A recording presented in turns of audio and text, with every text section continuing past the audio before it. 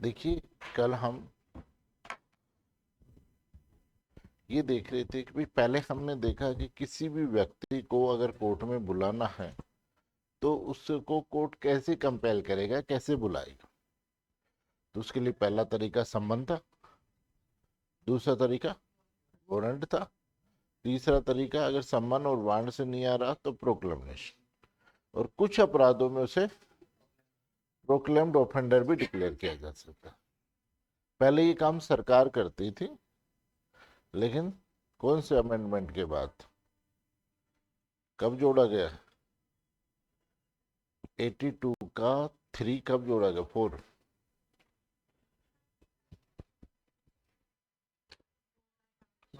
2005 के अमेंडमेंट के बाद ये पावर किसको दे दिया गया? कोर्ट को भी दे दिया कि कोर्ट भी क्या कर सकता है, किसी व्यक्ति की प्रोक्लेम्ड ऑफेंडर घोषित कर सकती है। ठीक है, पहले सरकार, है ना, पहले क्या होता था, सरकार जारी करती थी, है ना। अब उसके बाद में फिर हमने देखा कि भाई किसी भी वस्तु को अगर या दस्तावेज को मंगवाना हो तो उसके लिए प्रोसेस कहाँ दे रखी थी? सेक्शन 91 में प्रोसेस दे रखी थी कि किसी भी व्यक्ति को या वस्तु को अगर हमारे को सामान को मंगवाना है तो उसके लिए जो वो दे रखी है वो कहाँ है? 91 में, कि अगर कोर्ट मंगवा रहा है तो समन इशू करेगा, और अगर पुलिस अधिकारी मंगवा रहा है तो नोटिस इशू करेगा। जिस व्यक्ति को नोटिस दिया गया है, अगर वो डॉक्यूमेंट्स प्रोड्यूस कर देता है, उसकी पर्सनल अपीयरेंस की जरूरत नहीं है, ये मान लिया जाएगा कंप्लाइंस हो गई है। दूसरा, वो कह रहा था कि जो डॉक्यूमेंट्सों को प्रोहिबिटेड किया गया है किसी की पेश करने से, पहला बैंककारी अधिनियम के अधीन या फिर एविडेंस एक्ट के सेक्शन 123 और 124 में, यानी जो शासकीय सूचनाएं हैं उनको प्रकट करने के लिए किसी भी व्यक्ति को विवश नहीं किया जाएगा। और डाकतार प्राधिकारी के पास में अगर कोई है तो 91 वाला व्यक्ति उसको नोटिस नहीं दे सकता। फिर 92 में ये दे रखा था कि भाई कौन दे सकता है, तो 4 व्यक्ति दे सकते हैं, डीएम, सीजीएम, सेशन और हाई कोर्ट। ये किसी भी व्यक्ति को प्राधिकृत कर सकते हैं उस चीज को लेने के लिए। इसके अलावा जो बच गए, एसपी बच गया, कमिश्नर बच गया, सीजीएम से नीचे वाले मजिस्ट्रेट बच गए, डीएम से नीचे वाले मजिस्ट्रेट बच गए। वो क्या कर सकते हैं? वो सर्च कर सकते हैं, अगर वो हो गई डिटेन कर सकते हैं, लेकिन ले नहीं सकते। लेने के लिए तो प्राधिकृत मजिस्ट्रेट या न्यायालय से अगर ऑर्डर नहीं कराते थे तब तक वो ले नहीं सकते, उसके ऑर्डर से ही ले सकते। फिर 93 में सर्च वारंट के बारे में बताया कि सर्च वारंट कब जारी किया जाएगा, तो 3 कंडीशंस में सर्च वारंट जारी किया जाता है। पूछते भी हैं मेंस में कि सर्च वारंट कब इशू किया जाता है। आपने सेक्शन 91 में किसी व्यक्ति को सम्मन और नोटिस दिया है और उसकी कंप्लायंस नहीं की है तो सर्च वारंट इशू हो जाएगा। दूसरा, जहां ये अनिश्चित है कि वस्तु या दस्तावेज किसके पास में, और तीसरी चीज कि जहां कोर्ट को लगता है कि जांच और विचारण के प्रयोजनों के लिए सर्च होना क्या है, आवश्यक है, तो वो सर्च करवा सकता है। तो ये 3 परिस्थितियों में कोर्ट क्या करता है? सर्च का आदेश। फिर 94 में ये कहता है कि इसके अलावा भी परिस्थिति है, मान लो किसी के पास चुराई हुई संपत्ति है या डाउटफुल प्रॉपर्टी किसी के घर में है, तो ऐसे तो कोई भी किसी के घर में कैसे थोड़ी घुस सकता है, तो इसके लिए सर्च वारंट लेना पड़ेगा। और वो सर्च वारंट कहाँ मिलता है? सेक्शन 94 के अंतर्गत दिया जाता है। सरकार को ये राइट दिया गया है कि कोई भी ऐसी, जिसमें 95 में कि कोई अश्लील वस्तु है या 153 153 ए बी, यानी 192 4 सॉरी 5 ए 5 की अगर कोई ऐसी बातें हैं जो किसी पुस्तक पुस्तिका में लिखी हुई है जिससे लोगों में क्या हो सकता है, सांप्रदायिक सौहार्द खत्म हो सकता है, तो सरकार उस पुस्तक पुस्तिका को बैन कर सकता है। और बैन कर दिया तो जहां कहीं पर भी कॉपी मिलेगी पुलिस अधिकारी उसे क्या कर सकता है? सीज कर सकता है। लेकिन अगर वो किसी के घर में है तो मजिस्ट्रेट उसे प्राधिकृत कर सकता है note below rank of SI को कि भाई आप घर में जाकर के सर्च करके इस चीज को ले लो। आई बात? अगर ये ऑर्डर है, इस ऑर्डर के अगेंस्ट आपको जाना है तो 96 में जाओगे आप। 96 में हाई कोर्ट में रेमेडी मिलेगी और जो जजमेंट, जो कॉपी है जिसको बैन किया गया है, वो copy as a evidence use की।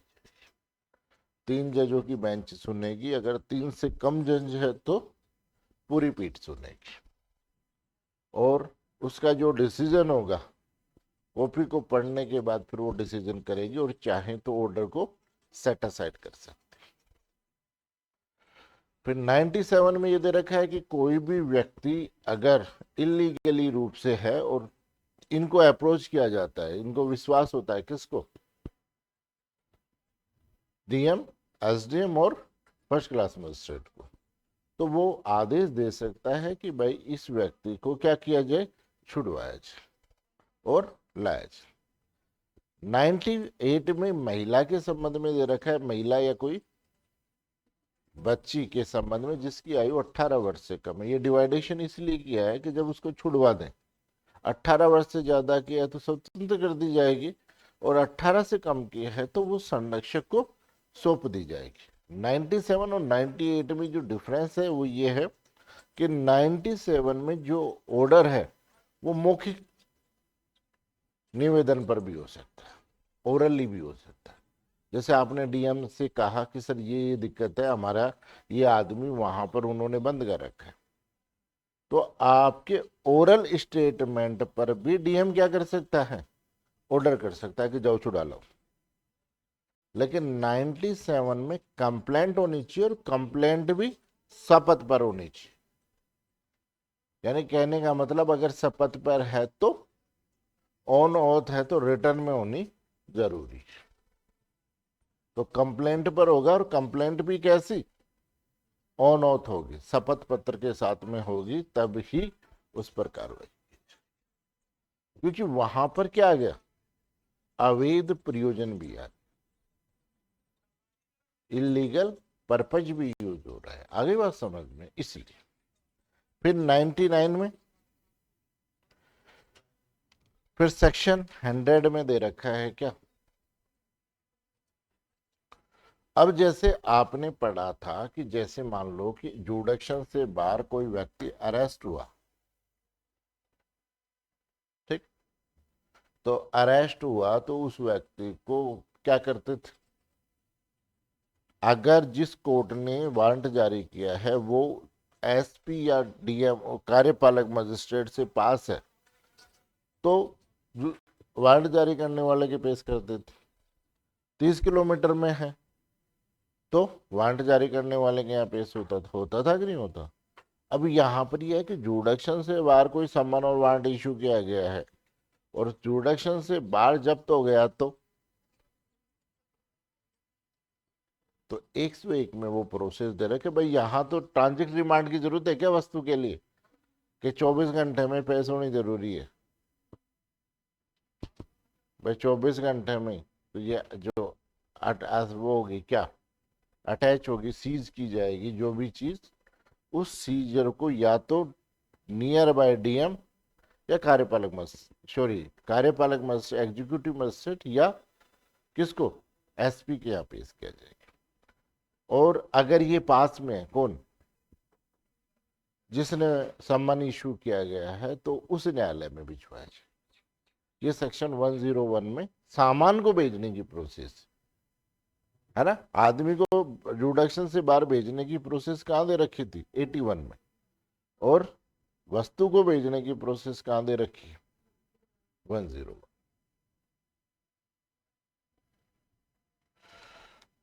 फिर उसके बाद में देखिए सेक्शन 102। 102 इंपोर्टेंट है, पूछ भी लेते हैं कि जहां पर भी संदेह है कि कोई व्यक्ति के पास कोई वस्तु है वो या तो चुराई हुई है या विश्वास है कि भाई ये जो वस्तु है इसके संबंध में कोई अपराध किया गया है। जैसे मान लीजिए ठीक है। जैसे अभी कुछ दिन पहले हुआ कि एक आदमी कार लेके जा रहा था, कार में उसके पास में करीब 2-2.5 करोड़ रुपए थे। पुलिस ने उसे रोका, कार की डिग्गी चेक की तो उसमें 2 करोड़ रुपए मिले। अब उसने, पुलिस वाले ने उनसे पूछा कि भाई ये जो 2 करोड़ रुपए मिले हैं, इन 2 करोड़ रुपए कहाँ से आए और कहाँ लेके जा रहे हैं? तो सामने वाले ने कोई स्पष्ट जवाब नहीं दिया कि भाई ये रुपए कहाँ से आए और कहाँ लेकर के जा रहे हैं। तो ऐसी कंडीशन में पुलिस क्या करे? अब उसके लिए कोई एफआईआर तो रजिस्टर्ड हुई नहीं कि एफआईआर में होगा। तो ऐसी कंडीशन में 102 में उन्होंने सीज किया और इस पैसों के संबंध में इनकम टैक्स डिपार्टमेंट को इन्फॉर्म कर दिया कि भाई हमने ये पैसा सीज किया, अब आप आकर के इनके डॉक्यूमेंट्स चेक कर लो। नहीं, कि भाई आप आकर के इनके डॉक्यूमेंट्स चेक कर लो।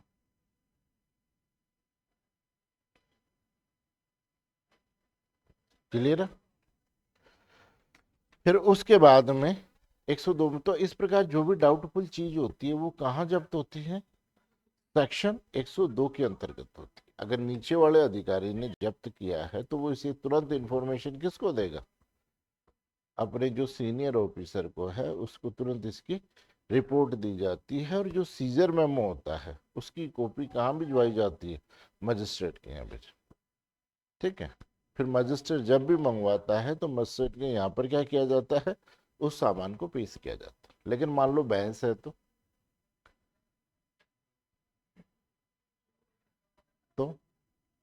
भाई जैसे मान लो कोई व्यक्ति कार बाइक वो लेके जा रहा है और किसी ने रुकवाया और पूछे भैंस कहाँ से लेकर गए।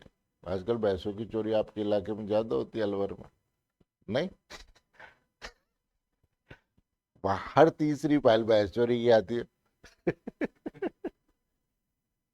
नहीं, अब वो भैंस अगर डाउटफुल है चोरी की है तो अब वो थाने में ले जाके चराएंगे उसको।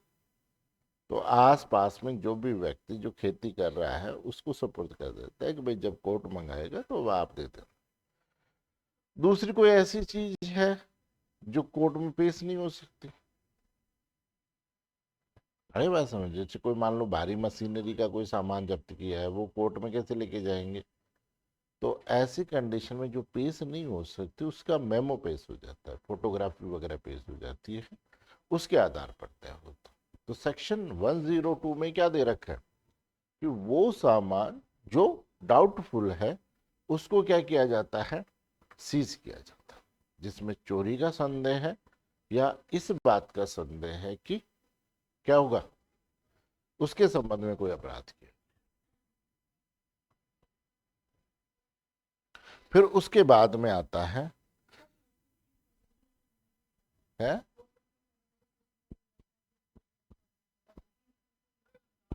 सेक्शन, नहीं बेटा वो फिर उसके बाद में सेक्शन 103 इंपोर्टेंट है, ये छोटे क्वेश्चनों में पूछता है। सेक्शन 103 को कहाँ पूछता है एग्जामिनर? जो छोटे क्वेश्चंस आते हैं ना उनमें पूछता है एग्जामिनर कि क्या पार्टी स्टेट अपनी परजेंस में सर्च करने का ऑर्डर दे सकता है?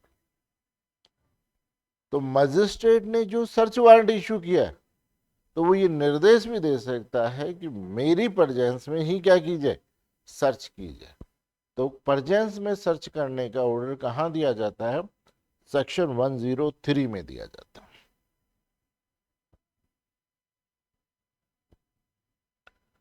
यानी जिसकी तलाशी वारंट जारी करने में मजिस्ट्रेट सक्षम है वहां वो ऑर्डर भी दे सकता है कि तलाशी उसकी परजेंस में की जाए। तो ये कहाँ है? 103 में। अब आपने सेक्शन 90 से लेकर 103 तक जो भी सामान है वो लेकर के आए हो कि नहीं आए हो? सामान या डॉक्यूमेंट्स आए हैं, कोर्ट क्या करेगा? इनका क्या करेगा? मजिस्ट्रेट एम्पाउंड करेगा। सीज तो हो रखा है, एम्पाउंड करता है, परिबद्ध करता है, यानी रिकॉर्ड पे लेता है उस चीज को कि भाई ये डॉक्यूमेंट, ये सामान, ये चीज आई हुई है और ये जुडिशियल कस्टडी में। इसको बोलते हैं एम्पाउंड करना, परिबद्ध करना। आगे बात समझ, तो यानी पार्ट बना लेता है जुडिशियल प्रोसीडिंग का जो भी महात्मा हुए। सेक्शन 105 इंपॉर्टेंट है। 100 आजकल क्या है, ट्रेड चल रहा है कि जो अननोन सेक्शंस हैं उन क्वेश्चनों से पूछने की वो चल रही है। नहीं, रेसिप्रोकल अरेंजमेंट रिगार्डिंग प्रोसेस, नहीं तो रेसिप्रोकल प्रोसीडिंग क्या होती है, समझना। देखो, आपने पढ़ा, क्या पढ़ा कि भाई या सीआरपीसी कहां लागू हो रही है, सीआरपीसी आज की तारीख में बात करें संपूर्ण भारत पे लागू, लेकिन अभी भी जनजाति और नागालैंड क्षेत्र पे लागू नहीं हो रही, डायरेक्टली लागू नहीं हो रही ना, है ना। और एक भारत के बाहर किसी देश पे लागू नहीं हो रही, ठीक। अब भारत का कोर्ट ये चाहता है, क्या चाहता है कि भाई कोई व्यक्ति है जो या तो यहां रहता है जहां सीआरपीसी लागू नहीं होती, नहीं, या ऐसे किसी देश में रहता है जहां सीआरपीसी लागू नहीं, और ये कोर्ट ये चाहता है कि भाई मेरा सम्मन, मेरा वारंट, डॉक्यूमेंट्स या दस्तावेज मंगाने का कोई भी क्या है, वारंट या सर्च वारंट की कंप्लायंस कहां पर की जाए, ऐसे किसी क्षेत्र पर जहां सीआरपीसी के प्रावधान लागू नहीं होते। तो पहले ये जम्मू कश्मीर भी था इसमें, अब जम्मू कश्मीर नहीं है। तो ये जो वारंट सम्मन है, ये यहाँ की जो भी क्षेत्र है उस जुडिक्शन के कोर्ट को डायरेक्टली भिजवा दिया जाता था, ठीक। अब देखो क्या क्या जा रहा था, सम्मन, वारंट, दूसरा सम्मन दस्तावेज या डॉक्यूमेंट्स को पेश करने के लिए, या सर्च वारंट। ध्यान रखना, ये सारे जो भी हैं वो 2 कॉपियों में जाएंगे, चाहे वारंट हो, चाहे सम्मन हो, चाहे वस्तु या दस्तावेज को पेश करने का सम्मन हो, या सर्च वारंट हो। ये सारे के सारे 2 कॉपियों में किसे भेजे जाएंगे, इस क्षेत्र के कोर्ट को भेजे जाएंगे, और ये कोर्ट ऐसे कंप्लायंस करवाएगा जैसे इसी कोर्ट ने। और ये जो कोर्ट है, यहां भेजना चाहते हो तो भारत से बाहर किसी देश में, तो प्रोसेस वही है कि इन सब की 2 कॉपियों में कॉपी किससे, उस प्राधिकारी को, अथॉरिटी को, कौन सी को, जिसे केंद्रीय सरकार, सेंट्रल गवर्नमेंट क्या करे, राजपत्र में अधिसूचित करे, उस प्राधिकारी के माध्यम वाया जाए। आए बात समझ, पहले तो कोर्ट में, भाई जहां जुडिक्शन वाला है यानी भारत के क्षेत्र में, तो कहां भिजवाया जाएगा, कोर्ट में भिजवाया जाएगा, और वो ऐसे कंप्लायंस करवाएगा जैसे उसी ने जारी किया। और भारत से बाहर भिजवाना है तो प्राधिकारी को, उसके ऊपर कोई बाउंडेशन नहीं है, उसके लिए हमने कोई शर्तें, ट्रेटी लगा रखी है, उस ट्रेटी के अनुसार कंप्लायंस की जाएगी। आगे बात समझ। तो ये तो हो गया किसका काम, भारत वाले कोर्ट करवाना चाहते हैं बाहर, तो ध्यान रखना ये 2 कॉपियों में जाएगी। अगर ये क्षेत्र है तो कोर्ट में, और इस क्षेत्र में उस प्राधिकारी को जिसे सेंट्रल गवर्नमेंट ने क्या किया है, अपॉइंट किया है। बस इतनी सी बात लिखनी। फिर उसके बाद में कि अगर इन क्षेत्रों से जहां सीआरपीसी लागू होती है उन क्षेत्रों के न्यायालय को अगर कोई सम्मन वारंट मिलता है तो वो उसकी कंप्लायंस ऐसे कराएंगे जैसे सम्मन वारंट उसके क्षेत्र में जारी है, और सम्मन वारंट के कंप्लायंस करा दी। और अगर किसी व्यक्ति को पकड़ा है तो सेक्शन 81 की प्रोसेस करेगा, है ना। और अगर वस्तु को पकड़ रहा है तो सेक्शन 101 की प्रोसेस फॉलो करेगा। बस इतना सा लिखना है 200 वर्ड। ये मेंस आरजेएस की मेंस में पूछा हुआ भी, ये आरजेएस मेंस में पूछा हुआ भी। ठीक है, 4 चीजें हैं। कहां कराना चाहता है? जहां सीआरपीसी लागू नहीं होती, तो क्या करेगा? 2 कॉपियों के अंतर्गत उस कोर्ट के वे भिजवाएगा जिसके क्षेत्र में कंप्लायंस करानी है, और वो ऐसे कंप्लायंस कराएगा जैसे उसने जारी किया। ये तो भारत के क्षेत्र के लिए। भारत के बाहर के क्षेत्र के लिए है तो 2 कॉपियों के अंतर्गत केंद्र सरकार द्वारा प्राधिकृत अधिकारी को, जिसे अधिसूचित किया गया है, उसे भिजवाया जाए।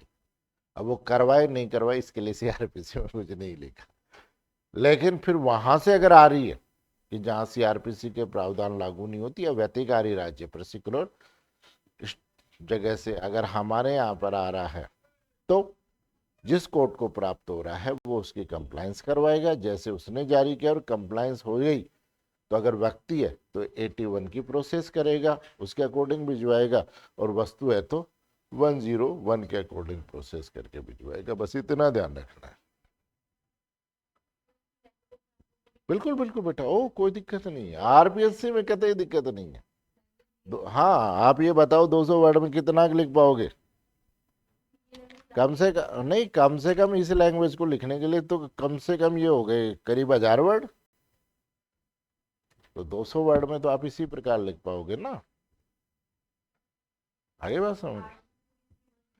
बिल्कुल बिल्कुल। हाँ, वो तो क्या है कि वो बैरेक्ट लेके ही कॉपियां चेक करता है, और ये प्रोफेसर कॉपियां चेक करता है ना।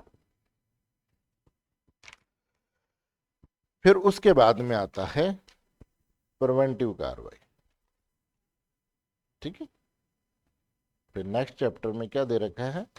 प्रिवेंटिव कार्रवाई, यानी अपराध होने से पहले रोकने के लिए।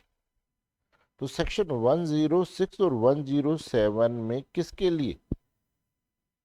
Keeping the peace. नहीं, 105 106 परिशांति यानी कीपिंग पीस के लिए प्रोविजन किया गया। कहां पर? Keeping peace. ये टाडा एक्ट आया था ना, उस वक्त जोड़ा गया था 93 क्या। हाँ, वो बम ब्लास्ट के बाद, तो वो टाडा एक्ट के अधीन ये जोड़ा गया था, लेकिन अब इसका ज्यादा इंपॉर्टेंस नहीं रही, टाडा ही खत्म हो गया, है ना।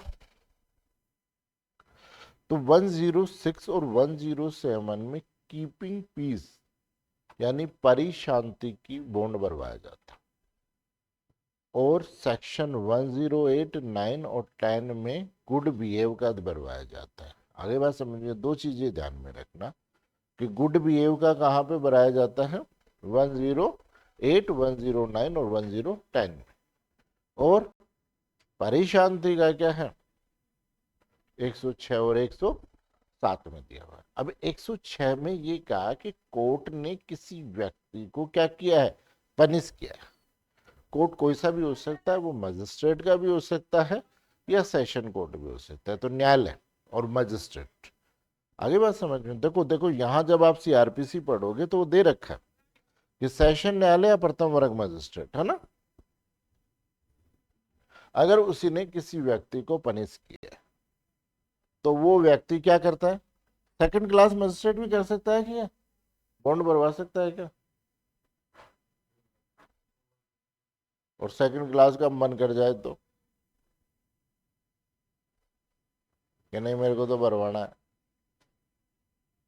तो सेक्शन 325 सीजीएम को रेफर करें।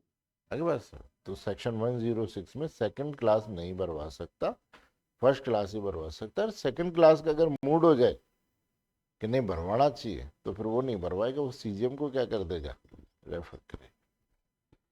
तो इन्होंने ये कहा कि अगर फर्स्ट क्लास मजिस्ट्रेट या न्यायालय ने किसी व्यक्ति को दोषित किया, अपराध का भी हो सकता है, अपराध के दुष्प्रेरण का भी हो सकता है, ठीक, और कोर्ट की राय में है कि परिशांति बनाए रखने के लिए आवश्यक है कि उस व्यक्ति से प्रतिभूति ली जाए।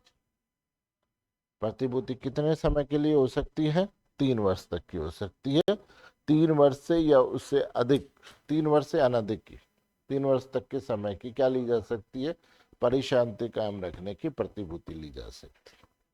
ये प्रतिभूति प्रतिभूत सहित भी हो सकती है और रहित भी हो सकती है, यानी विद गारंटर भी हो सकती है और विदाउट गारंटर भी हो सकती है। आगे बात समझ में कि विथ और विदाउट दोनों हो सकती है।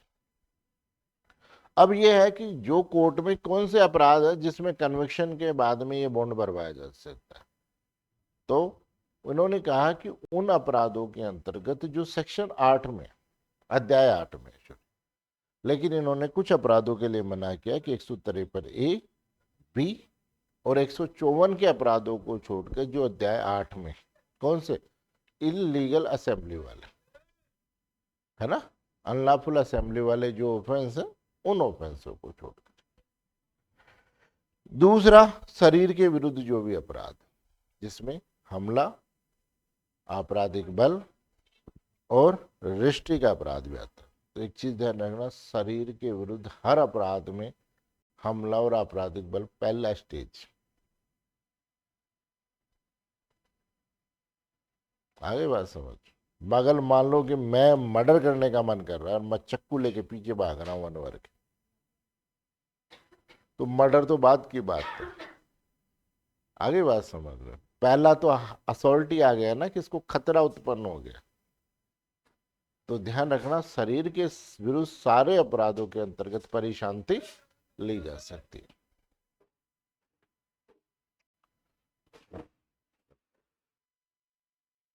अंकित इधर से जाके बंद करिए, है ना, ठीक है। फिर पहला कौन सा अपराध हो गया, अध्याय 8 जिसमें 153A और बी और 154 को छोड़कर। फिर दूसरा जो शरीर के विरुद्ध अपराध हो गया, यानी असॉल्ट और क्रिमिनल फोर्स और मिसचिफ, ये इन अपराधों को।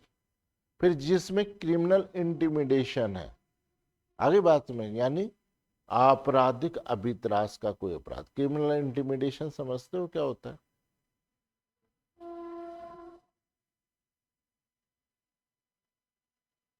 क्या होता है। मैं अनवर कल क्या कर रहा था तू, ठीक है, तेरे पिताजी से बात करो। अब ये क्या है, क्या है, क्या है। अब ये सारा दिन इसी दिमाग में चलेगा कि सर ने क्या देख लिया और क्या बात करें। यानी किसी व्यक्ति को अभित्रास कर,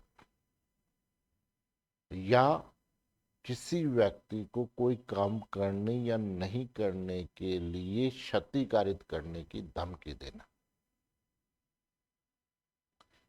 ये क्रिमिनल इंटिमिडेशन। अगर धमकी देकर के आप पैसे ले रहे हो तो ये होता है एक्सटॉर्शन, और धमकी का पर्पस किसी व्यक्ति को परेशान करना है। आगे बात समझ,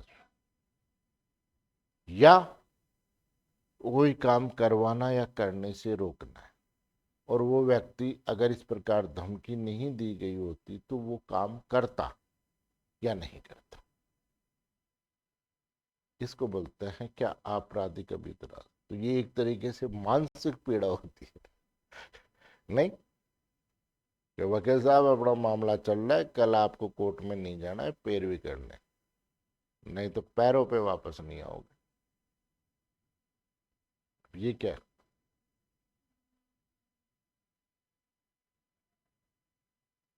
तो समाज में परिशांति भंग हो रही है कि नहीं हो रही? जैसे कल परसों एक घटना आई कि एक प्रेमी ने अपनी प्रेमिका को जला के मार दी। अखबार की 2 दिन की पहले की खबर थी। अब उसने ये कहा कि भाई उसका रीजन जब पता किया उससे कि भाई क्यों मारा, तो वो कैसा परेशान कर रखा था कि पैसे मांगती थी, ये कहती थी कि ये दिला करके लाओ और वो दिला करके लाओ, और हर बात में मेरे को धमकी दे रही थी। तो आगे बात समझ में, तो देख लीजिए आप, ये देखो कि मानसिक प्रताड़ना का प्रभाव क्या हुआ कि उस व्यक्ति ने उसको जला के मार दिया। तो लोक प्रशांति भंग होती है कि नहीं होती? आगे बात समझ, तो 3 तो ये दे दिए, और बाद में ये कह दिया हाँ कि जो भी कोई अपराध इसके अलावा जिससे लोक प्रशांति यानी जो पीस है वो क्या होती है, ब्रीच होती है, भंग होती है, वो सारे के सारे अपराध इसमें इंक्लूड। आगे बात समझ, जैसे मान लो चीटिंग का ऑफेंस है, उसमें परिशांति भंग का हो सकता है क्या? तो चीटिंग से क्या होगा, वो बावड़ा बना के पैसा ले गया, समाज तो डिस्टर्ब नहीं हो सकता। तो ये 4 कंडीशंस है, इन 4 कंडीशंस में क्या होता है, इन 4 अपराधों के संबंध में परिशांति के लिए बॉन्ड भरवाया जाता है। किस व्यक्ति से? जो इन अपराधों में कन्विक्ट हो गया है, कि भाई जब आपकी सजा पूरी हो जाएगी उसके बाद में ये बॉन्ड की अवधि क्या होती है, शुरू होती है। लेकिन शर्त क्या है 106 की, कि कन्विक्शन के बाद बॉन्ड भरवाया जाता। और मान लो अपील कोर्ट में कन्विक्शन को सेट असाइड कर दिया, तो गारंटर की गारंटी खत्म हो गई। भाई ये ऑर्डर कब हो रहा है, कन्विक्शन के बाद में, और कन्विक्शन ही सेट हो गया, असाइड हो गया, तो ये बॉन्ड भी क्या हो जाएगा, अपने आप ही हो जाएगा। और ये जो सेक्शन 106 का ऑर्डर है, अपील कोर्ट और रिवीजन कोर्ट भी दे सकता है। ठीक है, इसको अंडरलाइन करके क्वेश्चन मार्क बना लो, कई बार प्रॉब्लम में आपसे एग्जामिनर पूछ लेते हैं। जैसे वो आपसे पूछ ले कि प्रथम वर्ग मजिस्ट्रेट ने अभियुक्त को धारा 143, 147, 326/149 आईपीसी में दोष सिद्ध किया।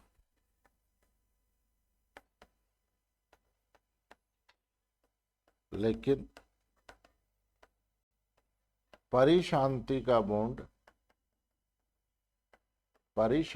बॉन्ड या बंद पत्र नहीं भरवाया, पत्र नहीं भरवाया, क्या अपील कोर्ट परिशांति का बॉन्ड भरवा सकता है क्या?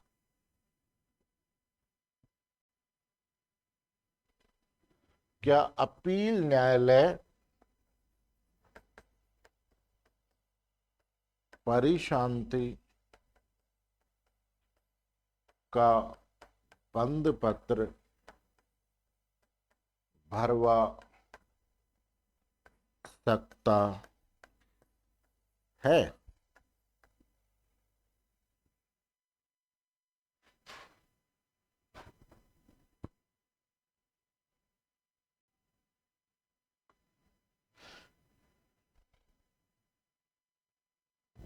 क्या उत्तर दोगे? उत्तर क्या दोगे?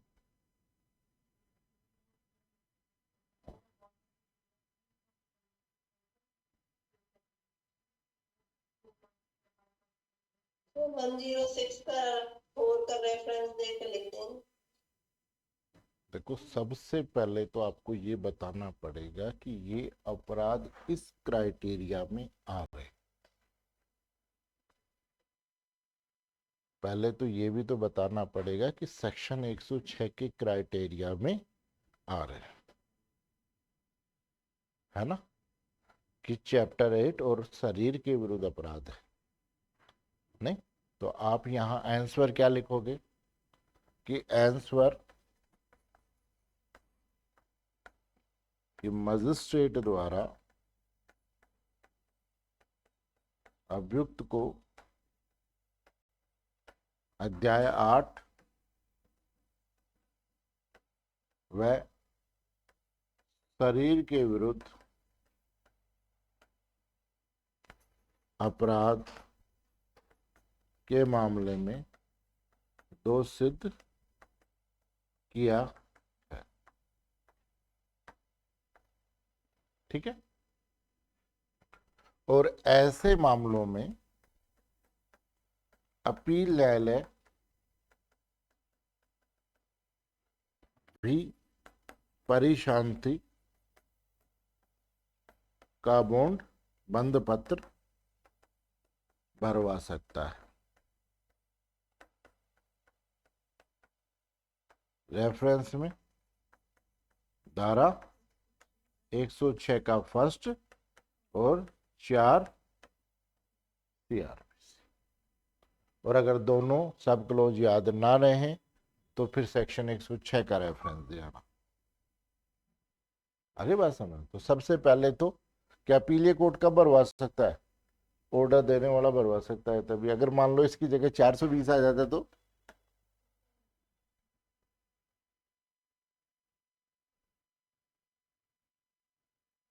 है ना।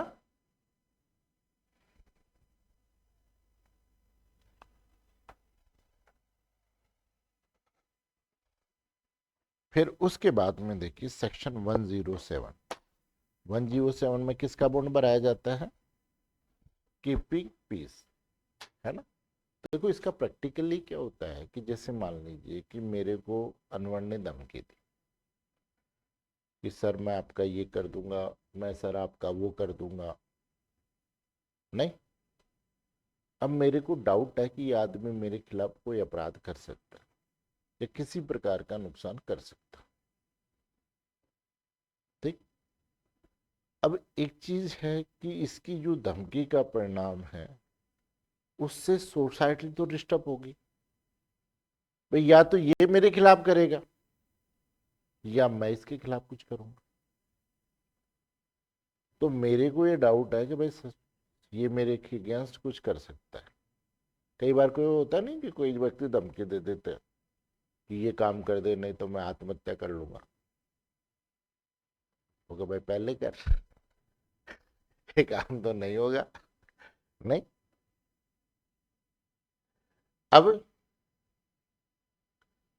अब आपको ये इसी चीज में आप घूम रहे हो कि यार यार वो कल को आत्महत्या कर लिया यार, मेरा नाम लिख गया तो मैं तो फोकट में ही क्या हो गया, मारा जाऊंगा।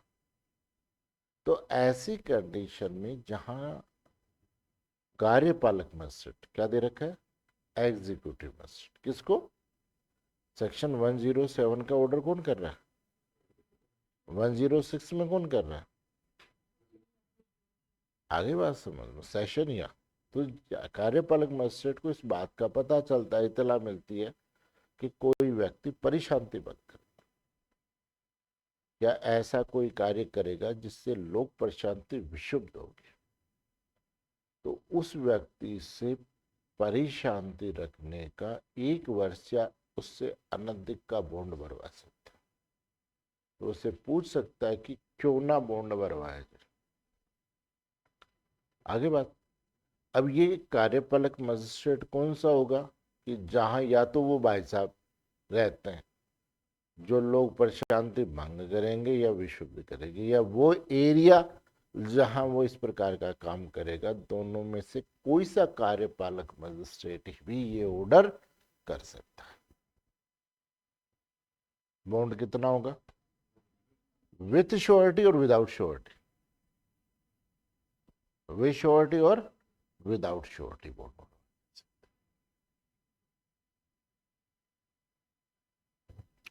फिर उसके बाद में आता है अब 108 से लेकर 110 तक, यानी 108 से 110 तक का जो है, उसके अंतर्गत बॉन्ड किस चीज का होता है? गुड बिहेव का होता है। उसमें बॉन्ड किसका होता है? Good behave. और गुड बिहेव का जो बॉन्ड होता है, उस बॉन्ड में कोर्ट क्या करेगा? सबसे पहले 108 में राजद्रोहात्मक बातें फैलाने वाले व्यक्तियों से बॉन्ड लिया जाता है कि भाई आप अपना आचरण बढ़िया रखो। अब ये बातें कैसे दिखा सकते हैं कि रिटर्न में भी हो सकती हैं, ओरल भी हो सकती है, और अन्य फोरम भी हो सकती है। आजकल तो सोशल मीडिया बहुत कुछ चल रहा है, किसी भी फोरम में हो सकती है। तो मौखिक भी हो सकती है, लिखित भी हो सकती है, और किसी फोरम में भी हो सकती है, कार्टून टाइप में भी हो सकती है, कैसे भी हो सकती है।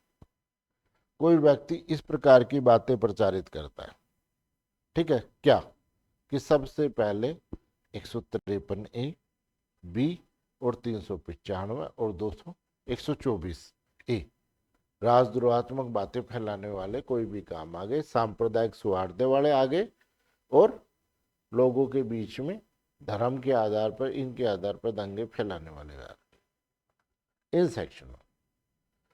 दूसरा, ऐसा कोई अपराध आता है जहां न्यायाधीश से संबंधित वो या तो न्यायाधीश की मानहानि करता हो, या क्या करता हो?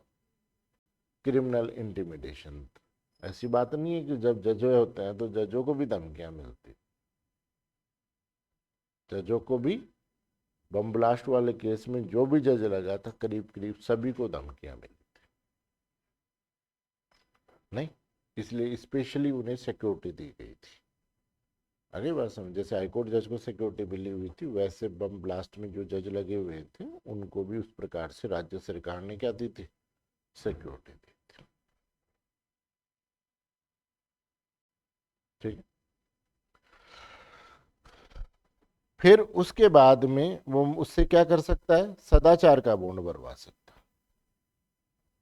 लेकिन ये सेक्शन उनमें लागू नहीं होता जहां पर रजिस्ट्रेशन पुस्तक है, उनके मामलों में ये प्रोविजन लागू नहीं होता। इसके लिए फिर ऑर्डर कौन करेगा? स्टेट गवर्नमेंट करती है। कहां पर? 95। आगे बात समझ, रजिस्टर्ड बुकों के संबंध में कहां होता है? 95 में स्टेट गवर्नमेंट करेगी फिर इसके लिए, है ना।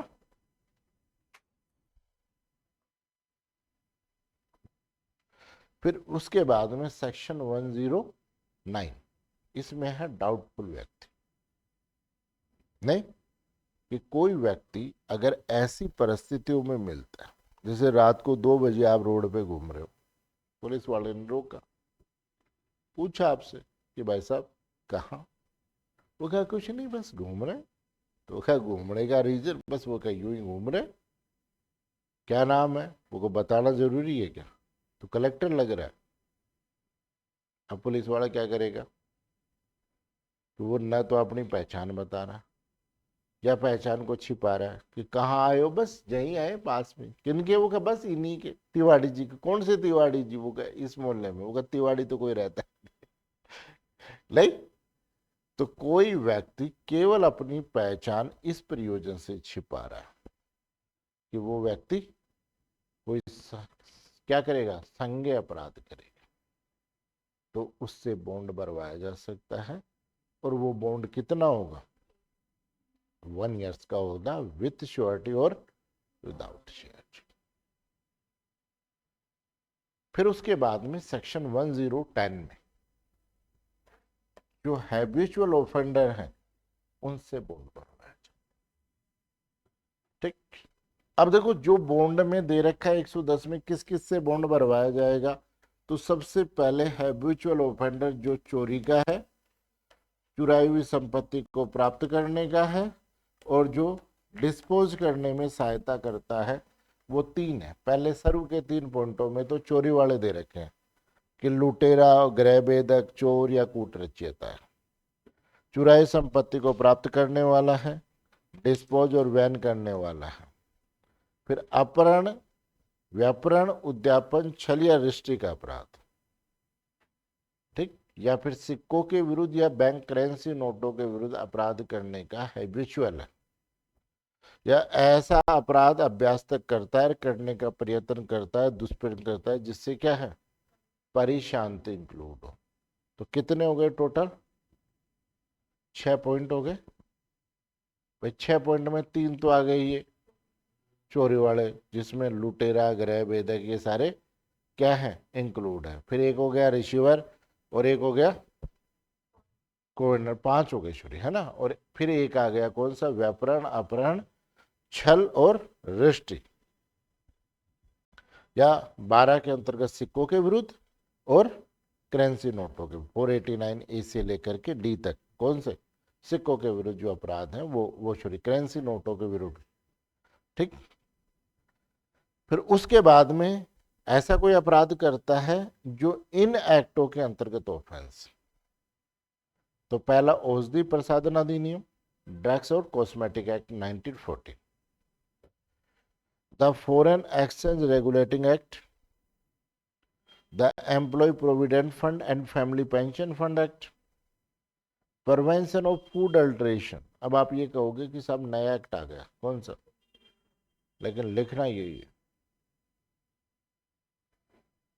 Initial community act, custom act, untouchability offence act 1955। फिर आप ये कहोगे साहब सिविल राइट प्रोटेक्शन एक्ट आ गया, लेकिन लिखना कौन सा है, अनटचेबिलिटी एक्ट ही लिखना है ना। और फॉरेन एक्ट, फॉरेन एक्ट कब जोड़ा गया, 2006 में जोड़ा गया, लेकिन इनके नाम चेंज नहीं किए गए, बताओ 2006 में। अनटचेबिलिटी एक्ट तो 1963 में चेंज हो गया था, लेकिन आज तक इनसे नाम चेंज नहीं हुआ, ठीक। फिर इसके बाद में यहां पर उनसे बॉन्ड भरवाया जा सकता है, या फिर जमाखोरी, मुनाफाखोरी, है ना, या फिर औषधि अपहरण या भ्रष्टाचार निवारण से संबंधित जमाखोरी, मुनाफाखोरी,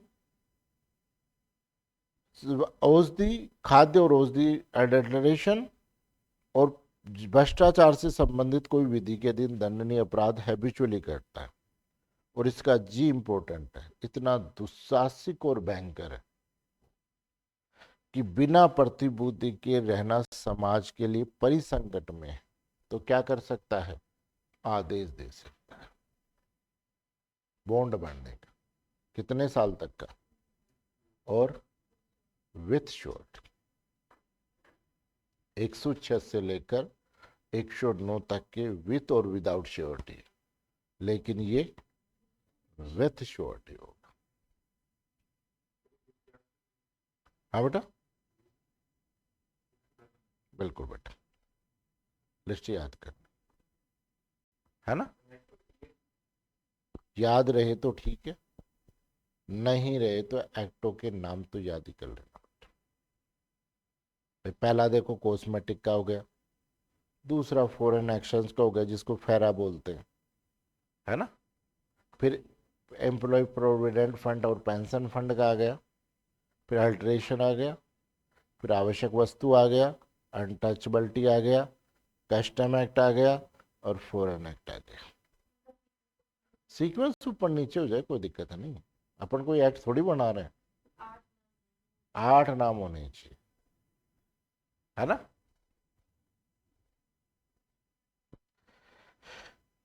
हमारे यहाँ पर लो बनाया जाता, लेकिन कभी लो से इंट्रो नहीं कराया जाता जनता को। कल एक मैं आर्टिकल पढ़ रहा था, उस आर्टिकल में यही दे रखा था कि भारत एक ऐसा देश है जिसमें कानून बनाए गए, लेकिन जिन व्यक्तियों के लिए कानून बताया गया है उनको यही पता नहीं है कि कानून क्या है।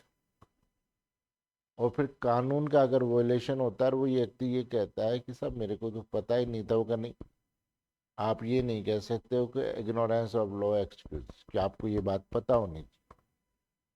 तो इस भारत में हर व्यक्ति को लॉ के बारे में बताएगा कौन? अगर न तो हम बताते हैं और कर देता है तो कह देते हैं कि ये कानून था। मेरी चोमू पोस्टिंग थी, तब एक हेड कांस्टेबल मेरे पास फाइल लेकर के आया था धूम्रपान की, यानी सार्वजनिक स्थान पर धूम्रपान अधिनियम के अधीन जो व्यक्ति अपराध करते हैं उनके विरुद्ध जो कार्रवाई की गई थी उसकी 2 फाइलों में राय लेने के लिए आया था। और जब मैं कोर्ट से अंदर आया तो वो कोर्ट के बाहर बैठा बैठा बीड़ी पी रहा था। आखिरी बात समझ, तो वो भी तो सार्वजनिक प्लेस पे बीड़ी पी रहा था। नहीं, तो कानून का होना और कानून का इंट्रो कराना, ये दोनों बड़ी चीजें हैं। फिर क्या हो गया कि कानून कुछ व्यक्तियों के लिए सीमित हो गया, एडवोकेट्स के पास। और एडवोकेट्स भी हर एडवोकेट्स के पास में नहीं रहा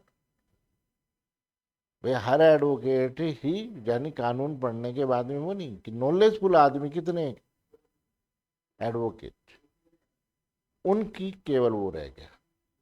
भारत का कानून बना किसके लिए था? पूरी सोसाइटी के लिए।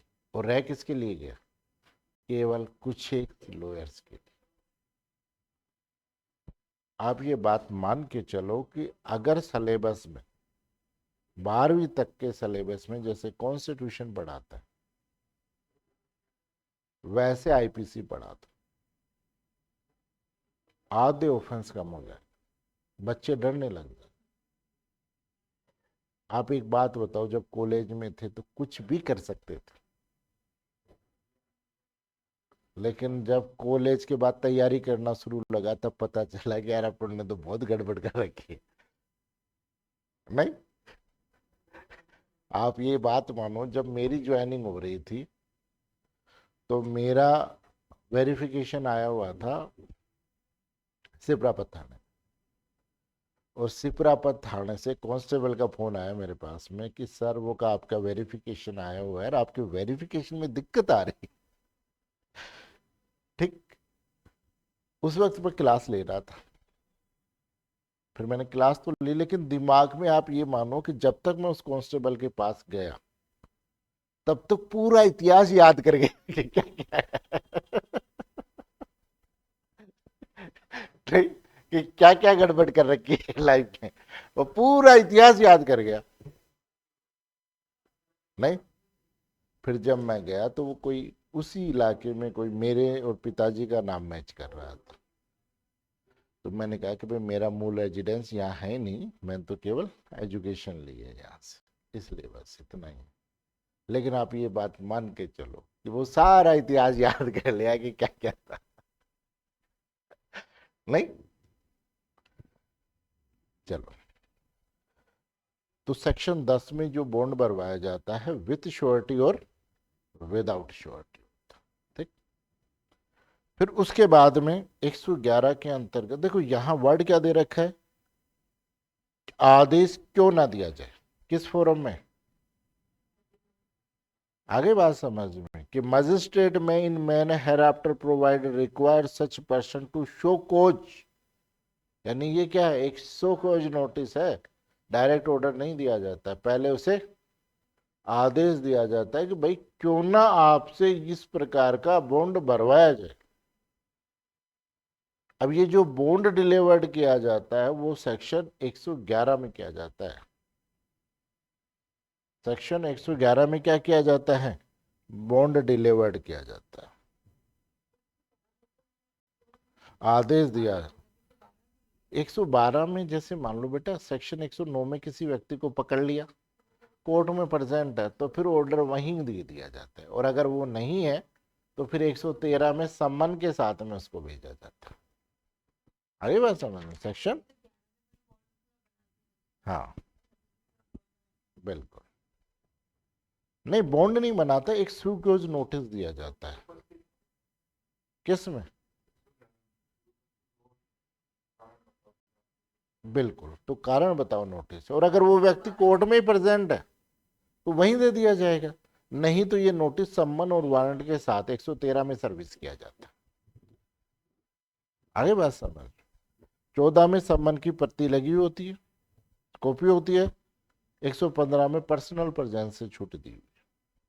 116 के अंतर्गत जांच की जाती है। 116 का अंतर्गत जांच की जाती है। इसमें जो रीति फॉलो की जाती है सम्मन मामलों की होती है। जो सेकंड में दे रखा है उसको अंडरलाइन करके क्वेश्चन मार्क बना लो। और इसका जो महत्वपूर्ण है वो है सेक्शन 116 का 3, 116 का 3। ये इंपॉर्टेंट है। इसमें क्या दिया हुआ है, इंट्रीम बॉन्ड भरवाया जाता है कि मजिस्ट्रेट को ये लग रहा है कि जांच में समय लगे तो वो व्यक्ति को क्या कर सकता है, इंट्रीम बॉन्ड भरने का आदेश दे सकता है। लेकिन जो इंट्रीम बॉन्ड भरने का आदेश दिया जाता है जब तक जांच चल रही है तब तक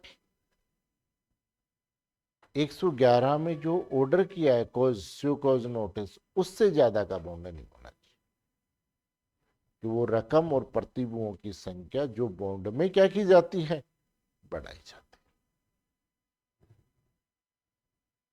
है। आगे बात। फिर अगर कोई व्यक्ति बॉन्ड बढ़ने से मना कर देता है तो उस व्यक्ति को जब तक जांच चल रही है तब तक कहां भेज देता है, कस्टडी में भेज देगा, अभिरक्षा में भेज देगा। ठीक। फिर सेक्शन 101 में ये 16 में दे रखा है। अब इसका 4 देखो इंपॉर्टेंट है। सेक्शन 116 का 4 देखो, आप जब एविडेंस एक्ट पढ़ते हो तो सेक्शन 53 क्या कहता है कि अभियुक्त व्यक्ति के अच्छे सील का साक्ष्य दिया जा सकता है। ये कौन कह रहा है, 53। 54 क्या कह रहा है कि बुरे सील का साक्ष्य नहीं दिया जाएगा। भाई बुरे सील का साक्ष्य नहीं दिया जाएगा, है ना, का साक्ष्य, बुरे सील का साक्ष्य नहीं दिया जाएगा, ये मना कर। फिर वो 3 कंडीशन बता रहा है जिनमें दिया जा सकता। पहला, जब अच्छे का किया है तो उसके बदले। जहां बुरा सील क्या है, स्वयं खुद इश्यू है, एक विवादक और प्रीवियस। अब बुरा सील कब दो, पूर्व ऑलरेडी वो होता है इश्यू।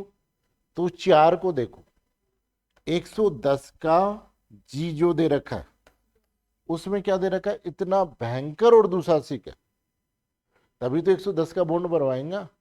तो इसको कैसे साबित किया जाएगा, जनरल रेपुटेशन से, साधारण ख्याति के साक्ष्य से या अन्यथा साबित किया जाएगा। आगे बात समझ में। तो ये किसका है, सेक्शन 53 का एक्सेप्शन है 110 कि बुरे सील का साक्ष्य भी दिया जा सकता है। फिर 116 में दे रखा है कि जांच है वो कितने दिन में पूरी होगी, 6 मंथ में कंप्लीट कर ली जाए। अगर 3 महीने में बात हो गई तो जब तक मजिस्ट्रेट आदेश ना दे कोई स्पेशल ऑर्डर, उससे आगे जांच जारी नहीं रहेगी। और अगर जारी करने का आगे जांच दिया है वो आदमी जिससे ने बॉन्ड नहीं भरा है कस्टडी में, तो 6 महीने बाद से ज्यादा उसे कस्टडी में नहीं रखा जाएगा, उसे क्या कर दिया जाएगा, छोड़ दिया जाएगा। ठीक है। 117 के अंतर्गत क्या किया जाएगा, जांच कंप्लीट हो गई, माना कि बॉन्ड भरवाना है तो बॉन्ड भरने का ऑर्डर कहां किया जाएगा, 117, और नहीं का 118 में उसे डिस्चार्ज कर दिया जाएगा।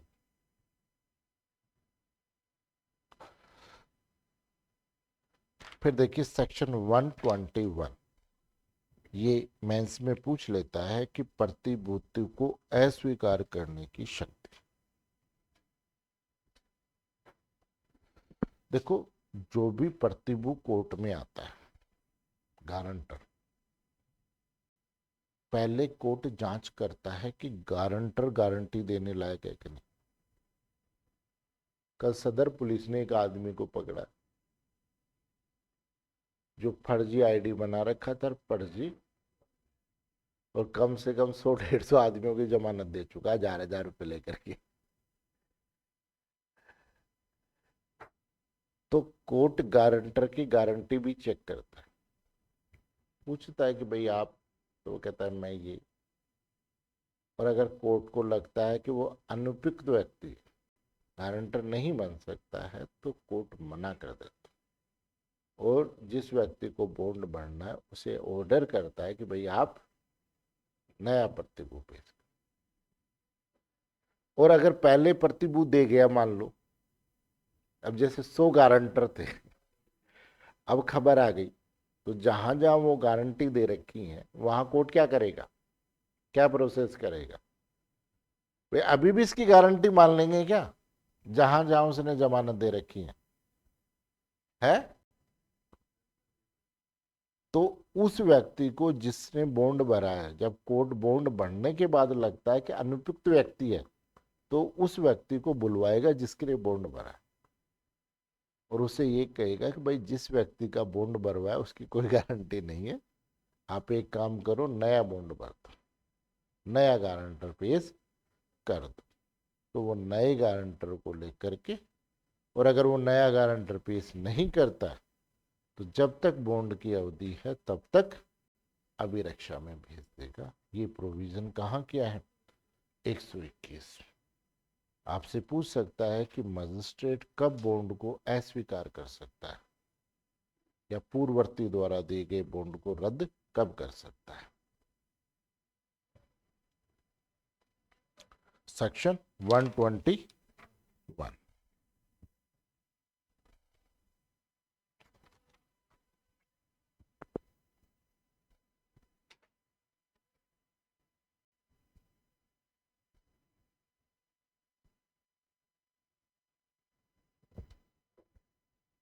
फिर सेक्शन 123 में ये दे रखा है कि जिस व्यक्ति ने बॉन्ड भरा है, सेक्शन 123 में क्या दे रखा है कि जिस व्यक्ति ने बॉन्ड भरा है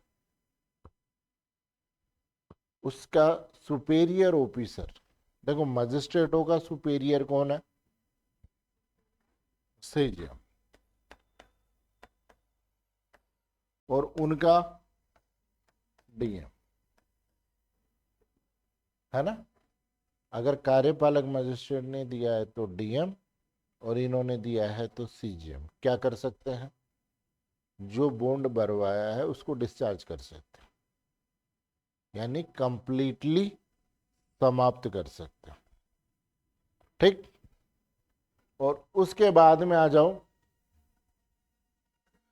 सेशन कोर्ट क्या कर सकता है?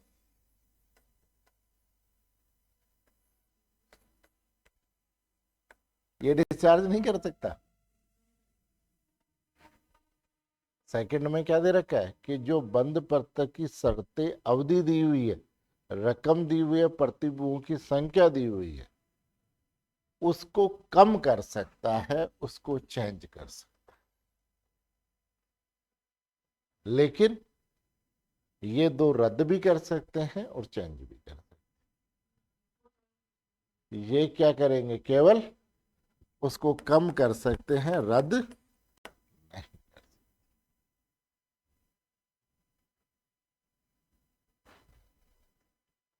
नहीं,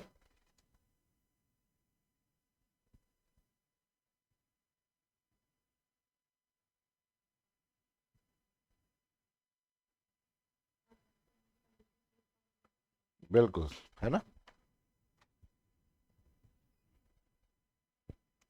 फिर उसके बाद में जो नेक्स्ट चैप्टर, इन चैप्टर से ये प्रिवेंटिव लॉ के हैं, यही कुछ इतना ही है, ये इम्पोर्टेंट है ना, इतना देख। थोड़ी सी रीडिंग मार लेना, बाकी उससे ज्यादा की जरूरत नहीं, एक बार रीडिंग जरूर मार लेना, है ना?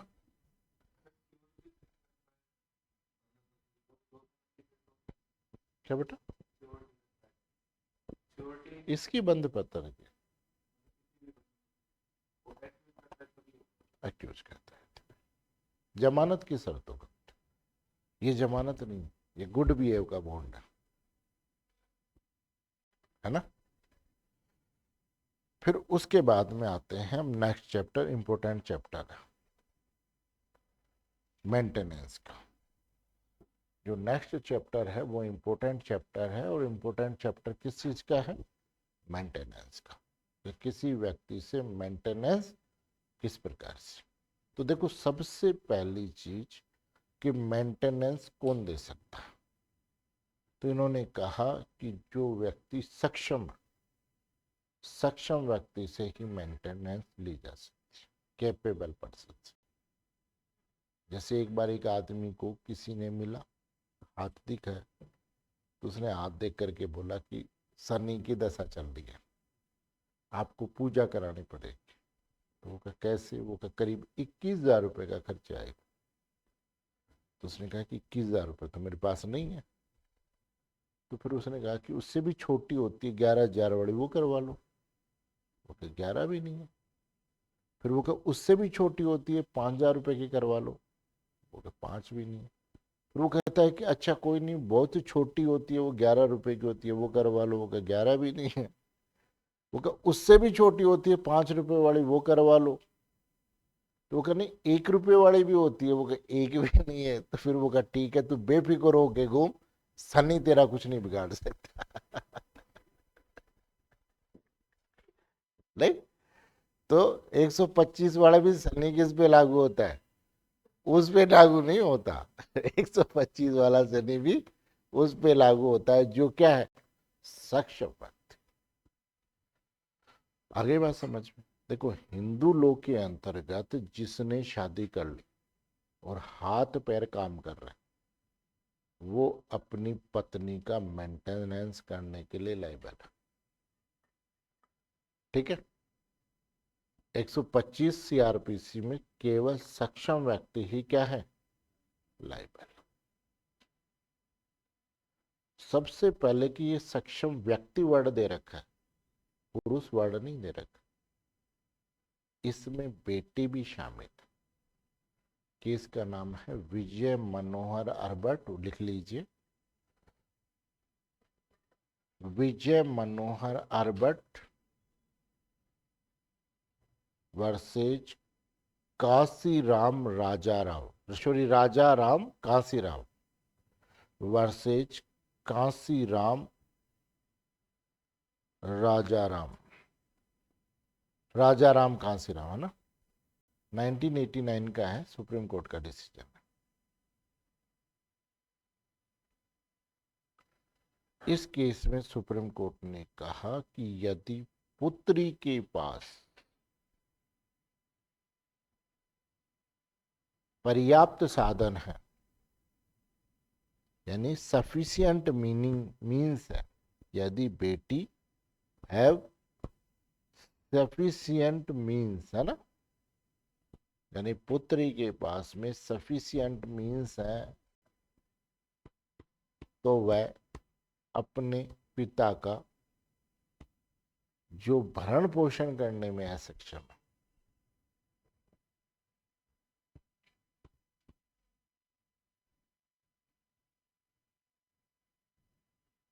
भरण पोषण करने में असक्षम है,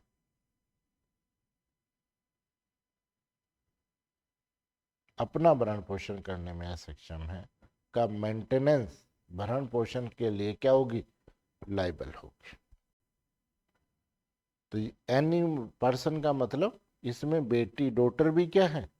इंक्लूड है। किसमें वाइफ नहीं आती बेटा। फिर नीचे जो लिस्ट दे रखी है ना, उसमें पति का नाम नहीं लिख रखा। जो नीचे लिस्ट है ना, उसमें पति का नाम नहीं लिखा,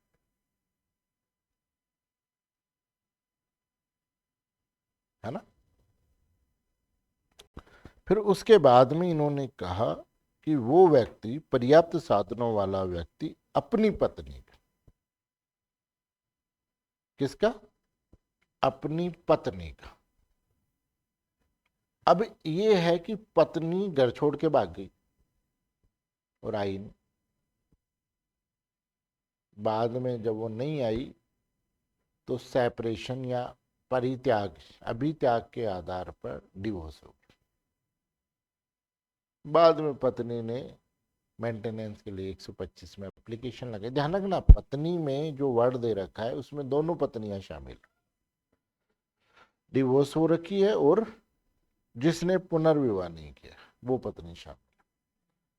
अब जब कोर्ट में केस गया तो कोर्ट ने उसने कहा कि साहब मेंटेनेंस दो, तो उस पति ने इस आधार पे ऑब्जेक्शन किया कि भाई ये खुद घर छोड़ के गई है, और डिवोर्स का कारण भी क्या है, ये खुद ही है, किसी ने मेरा अभित्याग किया था।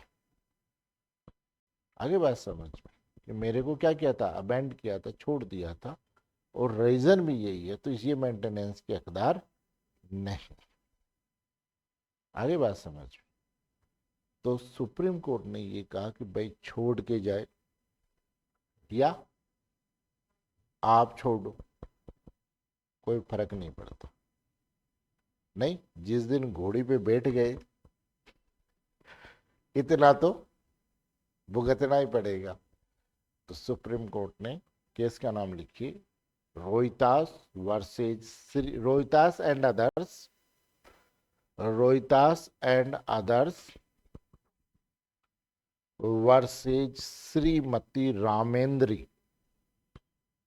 श्रीमती रामेंद्री।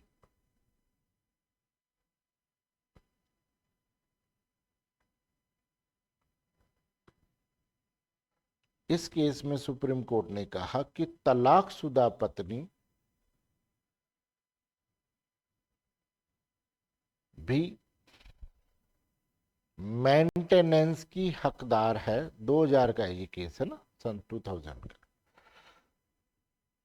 मेंटेनेंस की हकदार है, चाहे डिवोर्स या तलाक, वो तलाक क्या लिखोगे, विवाह विच्छेद वर्ड लिखना है ना, विवाह विच्छेद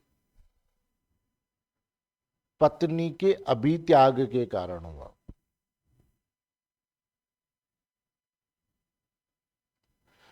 पत्नी के अभित्याग के कारण हुआ।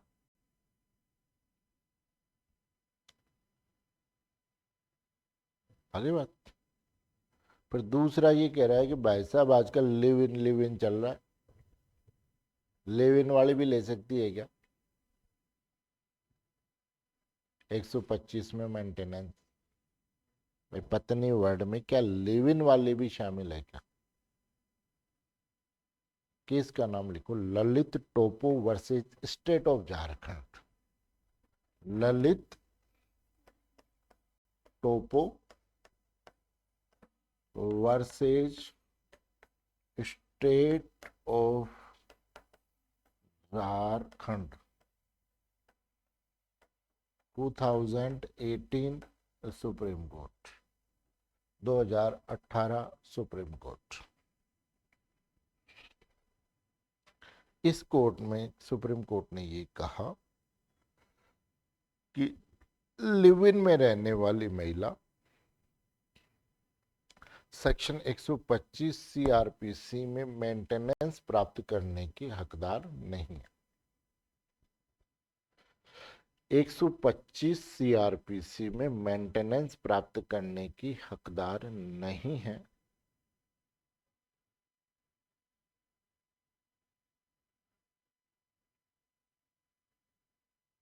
लेकिन डीवी एक्ट यानी डोमेस्टिक वायलेंस एक्ट, घरेलू हिंसा से महिला को संरक्षण अधिनियम है ना, डोमेस्टिक वायलेंस एक्ट में मेंटेनेंस प्राप्त करने की हकदार है। तो कोर्ट ने कान को क्या कर दिया, घुमा करके पकड़ लिया। ये इधर से नहीं, उधर से रिलीफ लो, लेकिन रिलीफ मिल जाएगी। तरीका बता दिया। नहीं, कई बार होता है ना कि अपन किसी दुकानदार के पास जाते हैं और उससे कहते हैं सामान है क्या, वो नहीं यार हमारे पास तो नहीं है, लेकिन उस दुकान पे चले जाओ। नहीं, तो यहां पर वो रिलीफ नहीं है। रिलीफ कहाँ है, डीवी एक्ट के अंदर है। आगे बात फिर उसके बाद में आता है नेक्स्ट।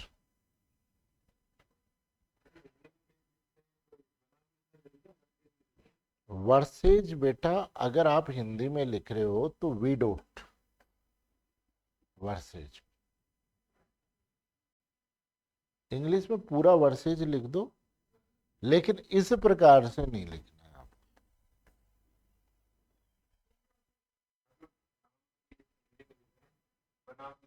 वी लगा तो कोई दिक्कत नहीं, आगे बात समझ, लेकिन ये जो वी वर्सेज है ये गलत है।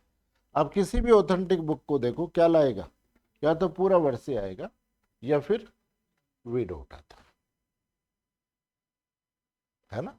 तो लिखो तो वी डोट, वर्सेज वाला वो एस वाला मत करना, है ना। तो सेक्शन 125 में क्या दे दिया भाई कि सबसे पहले कि जो आदमी मेंटेनेंस है वो पर्याप्त साधनों वाला होना चाहिए, यानी सफिशियंट मीन्स होना चाहिए। फिर वो अपनी पत्नी का, अपने धर्मज और अधर्मज दोनों, अवयस्क विवाहित बच्चों का, छोरी चाहे विवाहित और चाहे ना हो, कौन से अवयस्क माइनर, और वो अपना भरण पोषण करने में क्या है असेक्शन।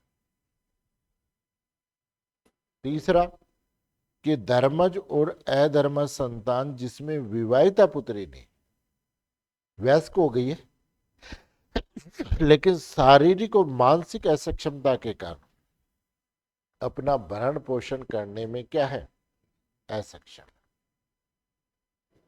पिता माता जो अपना भरण पोषण करने में क्या है असक्षम। आगे बात समझ, ध्यान रखना, अगर ये खुद के पास में इनकम सोर्स है तो 125 में मेंटेनेंस नहीं लिया जा सकता। अगर 125 में मेंटेनेंस कब दिया जाएगा कि वो अपना मेंटेनेंस करने में असक्षम और सामने वाले के पास दिख रहा है माल है तो ही दिलाएगा। तो कोर्ट क्या करेगा कि इस प्रकार उपेक्षा करने वाले व्यक्ति को ऑर्डर देगा मेंटेनेंस। पहले ये रकम निश्चित थी, अब इस रकम को क्या कर दिया है कोर्ट के ऊपर देख लिया कि ये देखो कि सामने वाले के पास कितना माल है, उस हिसाब से दिलवाओ, जो सामने की हैसियत है उस हिसाब से क्या कराया जाए दिलवाया जाए, जितना मासिक भत्ता दिलवाया जाएगा जो मजिस्ट्रेट ठीक समझो।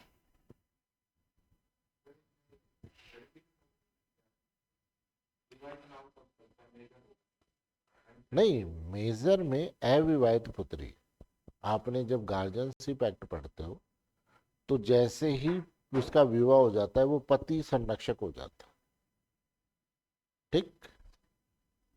लेकिन पति भी आप ही की तरह तैयारी कर रहा हो तो, और लड़की क्या है अभी भी माइनर है, फिर तो पिता की लायबिलिटी, यानी पति के साधनों से सक्षम नहीं है और लड़की अभी क्या है माइनर है। भाई माइनर का विवाह क्या होता है, माँ जो सेक्शन 18 में दे रखा है कि सेक्शन यानी सेकंड जो फर्स्ट उसकी शर्त है तीसरी, उसकी शर्त की कंप्लाइंस नहीं की गई है तो विवाह तो विधि मान्य होगा बट पनिशेबल होगा। हिंदू मैरिज एक्ट के अंतर्गत दे रखा है ना कि तीसरी जो शर्त है उसकी वोलेशन हो जाता है तो अवयस्क का जो विवाह है वो विधि मान्य है, केवल पनिशेबल। बाल विवाह क्या है विधि मान्य है लेकिन पनिशेबल, समझ गए। तो अब यहां पर पिता ने बाल विवाह कर दिया और आप जैसे किसी तैयारी करने वाले को दे दिया जिसको खुद को भी मेंटेनेंस की क्या है जरूरत है, तो फिर तो होगा भाई छोरी को संभाल उसको भी क्या करे मेंटेनेंस, पिता की जिम्मेदारी जब तक वयस्क नहीं हो जाती।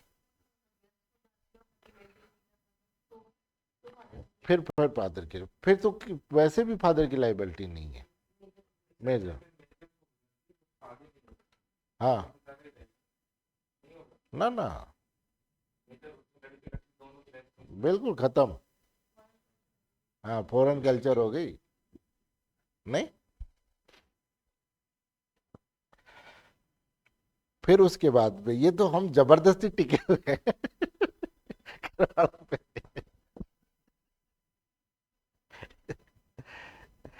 नहीं, फिर उसके बाद में नेक्स्ट इसका सेकंड प्रोविजो, ये इंपॉर्टेंट, इसमें इंटरिम भरण पोषण की बात कही गई है ना, कि अगर कोर्ट को लगता है कि जांच के दौरान क्या करना चाहिए, प्रोसीडिंग दिलासा रहना चाहिए, तो ऐसी राशि जो उसके का भरण पोषण और कार्रवाई के खर्चों के लिए ठीक समझे, मजिस्ट्रेट समय समय पर क्या कर सकता है, डायरेक्शन दे सकता है। नहीं, और कितने दिन में, कि सामने वाले पर तामील होने के 60 दिन के भीतर भीतर ऑर्डर किया जाएगा। फिर किस तारीख से संदेह होंगे,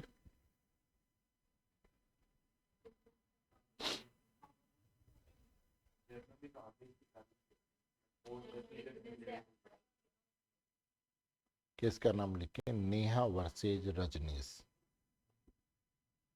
रजनीश वर्सेज नेहा थोड़ी है, नेहा वर्सेज रजनीश। नेहा है, तो रजनीश वर्सेज नेहा लिख लो।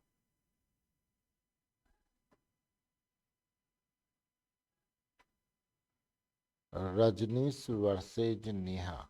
देखिए, इस मामले में ऑनरेबल सुप्रीम कोर्ट ने, देखो इसमें क्या कहा, सबसे पहली चीज, दो तीन समस्याएं थी। एक तो ये कि भाई सामने वाला सक्षम है कि नहीं है, भाई पहला तो कि सामने वाला व्यक्ति सक्षम है कि नहीं, दूसरा जो व्यक्ति असक्षम है वो, तो ये दोनों साबित करना बड़ा भारी हो जाता। नहीं, अभी लड़की आती थी बन ठन के लिपस्टिक लोपस्टिक लगा के, और लड़का आता था चप्पलों के अंतर्गत पटेजे कपड़े पहन करके केजरीवाल की तरह नहीं, तो अब कोर्ट कंफ्यूज हो जाए कि गरीब कौन है किसको मेंटेनेंस की जरूरत है। नहीं भाई, जब आप मेंटेनेंस का केस चलता है ना, तो वकील यही कहता है कि भाई चप्पलों में आना है और पुराने से कपड़े पहन करके फिर कोर्ट में आना, ज्यादा बन ठन के मत आना, नहीं तो कोर्ट ज्यादा बड़ा ऑर्डर कर देगा।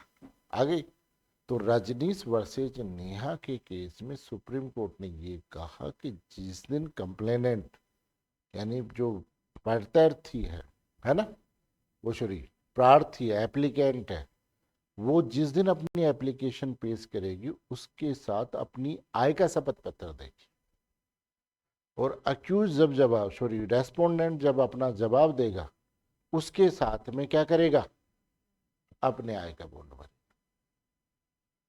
शपथ पत्र देगा। तो पहला काम तो कि आय निर्धारित उनके बॉन्ड पे कर ली जाएगी। ठीक, दूसरा क्या,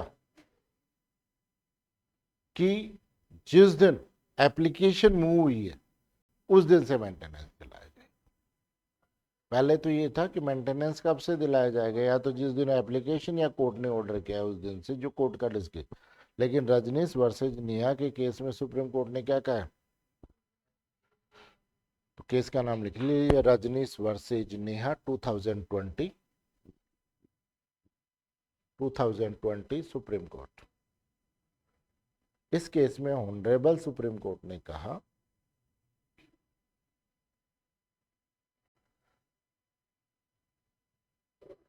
कि पक्षकार पार्टीज, यानी सेक्शन 125 सीआरपीसी के मामले में पक्षकार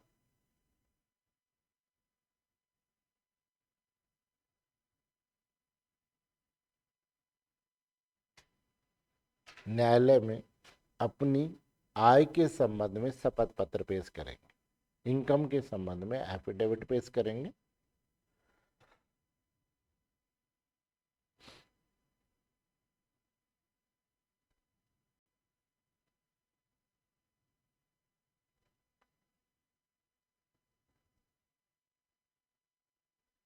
और दूसरा मेंटेनेंस यानी भरण पोषण आवेदन किए जाने की तारीख से दिलवाया जाएगा। किस तारीख से? आवेदन, एप्लीकेशन फाइल किए जाने की तारीख से दिलवाया जाएगा।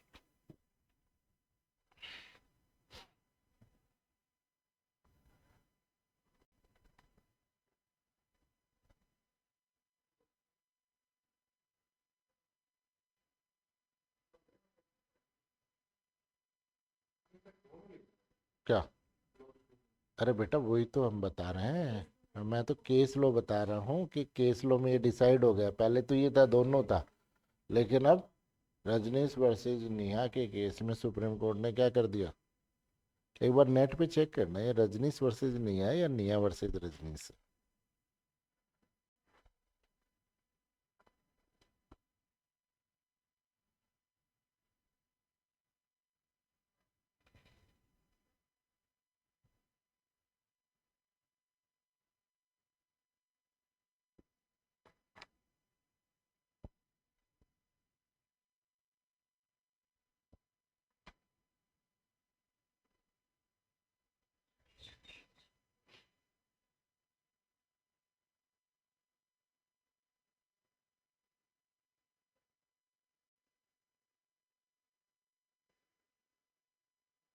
क्या है?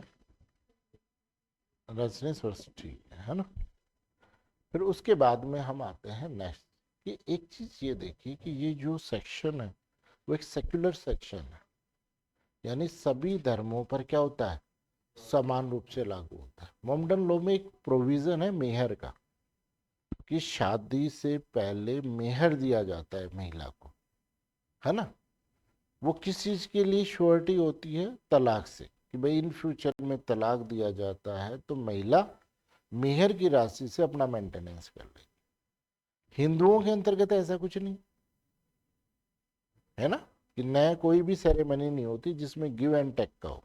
वैसे अदरवाइज कुछ भी दो, लेकिन पार्ट ऑफ सेरेमनी नहीं है। लेकिन मोमडन लॉ में मेहर एक क्या है?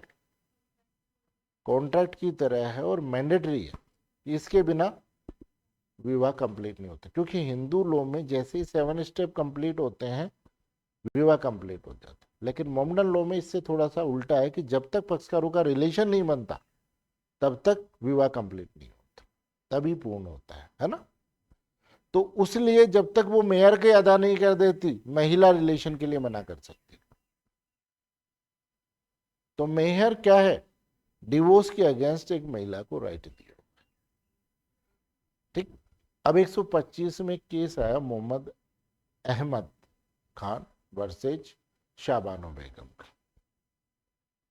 इस केस के फैक्ट ये थे कि जो मोहम्मद अहमद खान साहब थे वो मध्य प्रदेश हाई कोर्ट के अंतर्गत एक एडवोकेट थे, और उनकी पत्नी थी शाबानो बेगम। वो कोई 17 वर्ष की महिला हो, तो वो पति के साथ नहीं रहती थी, वो अपनी बेटी के यहाँ रह रही थी। तो उसने अपने पति से कहा कि भाई मैं यहाँ कब तक रहूंगी, आप आओ मेरे को ले चलो। तो पति ने कहा तलाक तलाक तलाक, और वो कहते जो तुम्हारा मेंटेनेंस बकाया है मेयर वाला वो मैं भिजवा देता हूँ, और इद्दत की अवधि का भिजवा देता हूँ, वहीं अपना रहो खाओ और मस्त रहो, कोई दिक्कत नहीं। तो शाबानो बेगम ने मजिस्ट्रेट के कोर्ट में 125 का मेंटेनेंस का केस पेश किया। केस पेश होने के बाद में उन्होंने देखा कि मजिस्ट्रेट तो भाई हाई कोर्ट के जो लर्नेट एडवोकेट है उनके आगे मजिस्ट्रेट के क्या है। वो कहा मैं जाऊंगा धमकी दूंगा और काम करवा लूंगा। लेकिन वो मजिस्ट्रेट भी ढीठ था, उसने मेंटेनेंस का ऑर्डर कर दिया 125 रुपए का ऑर्डर कर दिया, 25 रुपए महीने के। फिर ये मामला चला गया हाई कोर्ट में। हाई कोर्ट में उन्होंने देखा भाई रिवीजन होगी ना इस ऑर्डर की, क्या होगी 125 के मेंटेनेंस के ऑर्डर की रिवीजन। तो रिवीजन वो लेके कहाँ चले गए? High court. हाई कोर्ट ने देखा उसने पढ़ा, तूने सोचा कि हाई कोर्ट तो अपना ही है, करवा लेंगे। हाई कोर्ट में पैरवी की तो उन्होंने देखा यार ये मजिस्ट्रेट ने जो ऑर्डर किया है वो तो कम रुपए का, भाई हिसाब तो करना ही क्या हमारे, नहीं। तो उन्होंने उस ऑर्डर को हटा करके 100 कुछ 22-23 रुपए के आसपास कर दिया, अब इतने रुपए तो। अब ये case Madhya Pradesh high court से डिसाइड हो गया। अब डिसाइड होने के बाद में फिर 136 में SLP में गए, कौन, मोहम्मद अहमद खान। मोहम्मद अहमद खान जब गए तो उसके साथ में जो ये वो क्या बोलते हैं, जो रूल्स बनाती है उसको क्या बोलते हैं मोमडन लॉ में, नहीं वक्फ नहीं, वो क्या उसकी कमेटी होती है वो भी, यानी मोमडन लॉ में जो मुस्लिम थे समुदाय को भी एक पक्षकार बनाया गया है ना। और पक्षकार बनाने के बाद में ये सारे कहाँ गए, बॉम्बे है वहाँ पर हाई कोर्ट में। हाई कोर्ट में जाने के बाद में क्या हुआ कि सॉरी सुप्रीम कोर्ट में, तो उन्होंने दोनों पक्षों को सुना गया। सुनने के बाद सुप्रीम कोर्ट ने कहा कि देखो ये महिला का राइट, और महिला का राइट एक धर्म से ऊपर है, कि केवल धर्म के आधार पर हम 125 की छूट नहीं दे सकते। तो 125 CRPC एक सेक्युलर धारा है और सभी धर्म के व्यक्तियों पर समान रूप से लागू होती है कि तलाकशुदा पत्नी का सबको मेंटेनेंस करना। ठीक, फिर ये गए कहाँ पर, सरकार के पास में। सरकार के पास जब दबाव गया तो एक एक्ट पारित हुआ 1987 के अंतर्गत, और उस केस का नाम क्या था, एक्ट का नाम था मुस्लिम महिला तलाक से संरक्षण अधिनियम 1987 पेश किया गया। ठीक, तो Daniel Latifi versus union of India में इस केस को चैलेंज किया गया। वो सब एक बात बताओ कि मोमडनों के लिए आपने बनाया, इस एक्ट में क्या प्रोविजन किया गया कि मुस्लिम पुरुष की इद्दत तक ही भरण पोषण की है, उसके बाद में पत्नी उन व्यक्तियों से भरण पोषण करेगी, प्राप्त करेगी जो उसकी मृत्यु के बाद उसके उत्तराधिकारी बने, और अगर उनसे भी मेंटेनेंस नहीं ले पा रही तो फिर वक्फ बोर्ड उसको क्या करेगा, मेंटेनेंस, वो वक्फ बोर्ड से क्या करेगी, मेंटेनेंस प्राप्त करेगी। तो डैनियल लतीफी के केस, लेकिन इस केस में क्या था कि जो एक्ट था उसमें ये ऑप्शन दे रखे थे कि विवाह के पक्षकार आपस में तय कर सकते हैं कि भाई हमारे ऊपर एक्ट लागू किया जाना चाहिए या CRPC लागू किया जाना चाहिए। तो सुप्रीम कोर्ट ने ये कहा कि जो एक्ट बना है वो किस में, ऑप्शन में, मैंडेटरी नहीं है, इसलिए अवैध नहीं है, लीगल है, और है ना। तो 125 में शाहबानो के केस में इसको क्या माना है, सेक्युलर, कि सभी धर्मों पर समान रूप से लागू होती है। लिख लीजिए, मोहम्मद अहमद खां वर्सेज शाहबानो बेगम,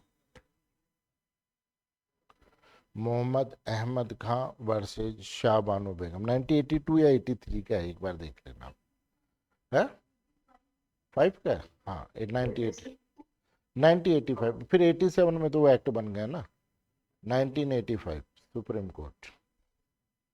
इस केस में ये कहा गया कि सेक्शन 125 CRPC एक सेक्युलर सेक्शन है, धारा है। सेक्युलर का मतलब धर्म निरपेक्ष या पंथ निरपेक्ष धारा है, जो सभी धर्मों पर समान रूप से लागू, जो सभी धर्मों पर समान रूप से लागू होती है।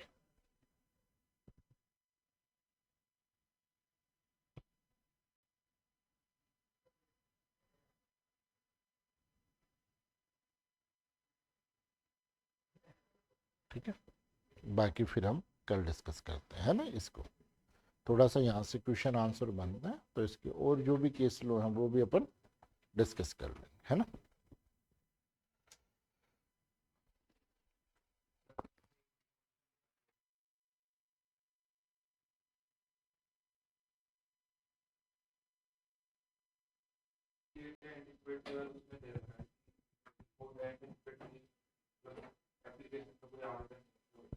बेटा वो तो वही है, वो तो वही बात, वो तो संज्ञेय अपराध का अपने आप ही है बेटा,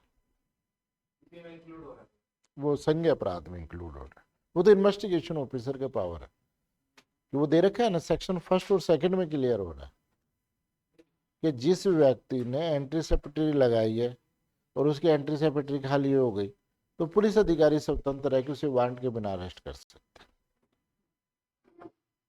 आगे बात, तो वो सेक्शन उसके सेकंड में आ रहा है ना, 41 के बी में ये बात दे रखी ना कि एफआईआर रजिस्टर्ड है, इन्वेस्टिगेशन ऑफिसर संज्ञेय अपराध में अरेस्ट कर सकता है, उसी में इंक्लूड है बेटे।